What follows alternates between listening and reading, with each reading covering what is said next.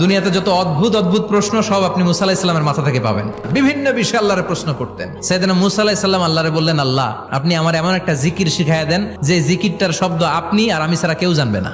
দিনে রাতে সব সময় এই জিকির আমি করব, আপনারে ডাকবো, কিন্তু শর্ত হলো এই জিকিরটা জানবে শুধু আপনি আর জানবো শুধু আমি। আল্লাহ বললেন, মুসা পড়ো লা ইলাহা ইল্লাল্লাহ।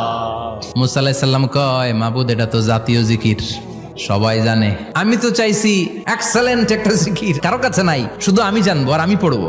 আল্লাহ বললেন, মুসা এই লা ইলাহাকে যদি এক পাল্লায় রেখে দাও, তাম বিশ্ব, 7 আকাশ 7 জমিনটারে তুলে যদি তুমি আরেক পাল্লায় রেখে দাও, লা রাজাহাত কাফাতু লা ইলাহা ইল্লাল্লাহ, মুহূর্তের মধ্যে লা ইলাহার পাল্লা ভারী হয়ে যাবে। ও মুসা, তুমি যতই এক্সক্লুসিভ জিকির চাও, লা ইলাহার চেয়ে দামি জিকির আমার কাছে নাই।